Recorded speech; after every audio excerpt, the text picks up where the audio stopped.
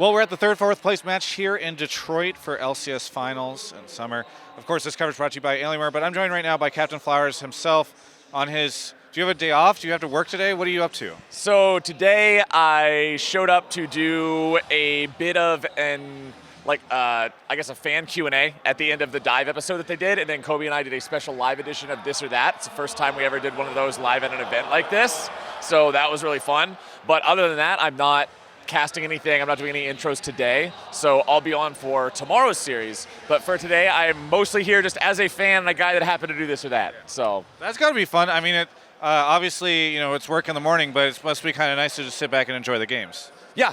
This series is turning out to be a real show from Clutch Gaming, which I'm honestly excited to see, because I think for a lot of people, myself included, one of the questions was, is Clutch this good, or were they just playing way above their normal level against Team Liquid, taking them to 5 games? This is looking like a good team. Yeah, no, that's been my impression as well. Do you have any ideas? I was asking Azale about this, as to what might have caused them to do so well, or like what's sort of turning around their mentality? Because this was a team that people didn't think was even in playoffs contention. Now it looks like they might get third. Right, and that's crazy to me. I remember through most of the regular split, even when we had our story meetings and discussions behind the scenes, Clutch Gaming was often a team, again, even for me, where I was like, yeah, this team isn't really making any waves. They're not one of the ones in the conversation for like trying to seize control of the upper part of the bracket or anything like that. So I'm just sort of amazed at what this team has been able to put together. Obviously, a lot of credit has been given to the coaching staff after sort of that power changed hands there, new people came in and they were able to introduce things. And honestly, it just feels like this team has done the thing that I've talked about year after year after year ever since I've been here that I want NA teams to do, which is just find how you play League of Legends and play that League of Legends. Yeah, it's Qiyana and Rumble and 11-minute Rift Heralds. Yeah. And it's Qiyana and it's Rumble and it's 11-minute Rift Heralds. And we're just going to play that record until it breaks. But it works, and they play it well. And I think one of the most memorable things that I remember us playing or rolling or whatever you want to call it, we had a clip of Cody's son talking about how they wanted to drag people into the Chaos-style Fiesta and just make them play that way. Yeah. And that's what they've been doing. They're making people play this faster game, and I think it's a lot of fun to watch.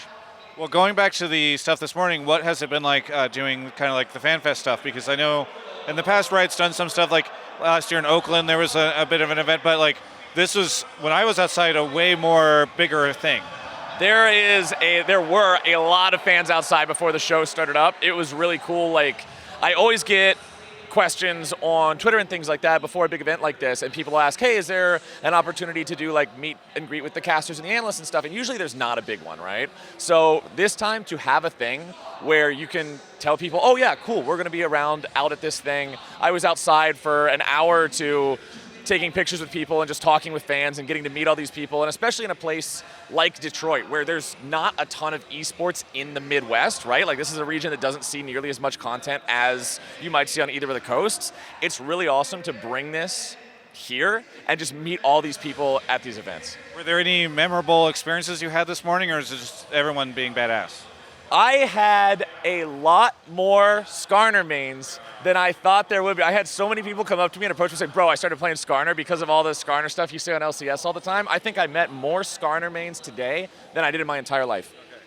Okay. I guess that's got to feel good. Yeah. We're very validating. The Scorpions. Yeah, Jesus. Okay. Well, either way, so you got this tomorrow. Are you pumped to do the match tomorrow? Oh, absolutely. I think it's going to be an explosive series. Like, Team Liquid and Cloud9, ever since this split began, the 3 teams in everybody's conversation for who's going to take the whole thing were Team Liquid, Cloud9, and TSM. Those were always the ones people expected, the big 3, right?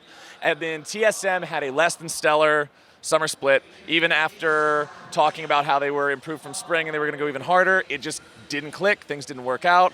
Fell even harder towards the end of the split.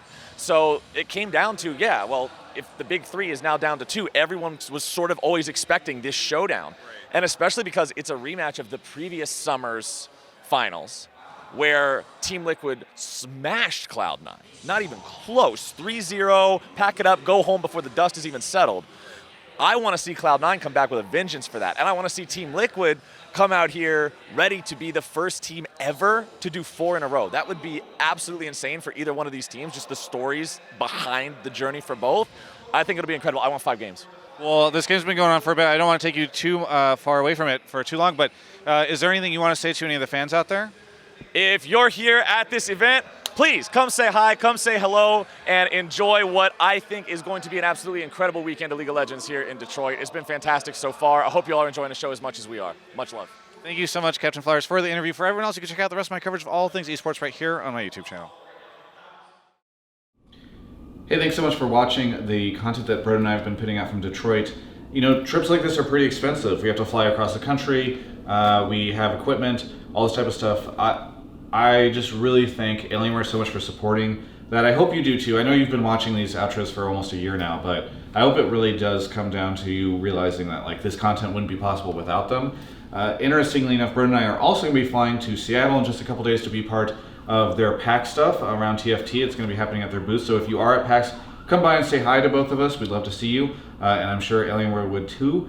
And in just a short time, we're going to be creating or putting out all the content that we made from China, also supported by them in Intel. And speaking of Intel, Alienware is going to be doing some cool stuff with them around Gamer Days in just a little bit. So stay tuned. Go check out their social channels. There's a bunch of cool stuff coming. Thanks so much for watching this content.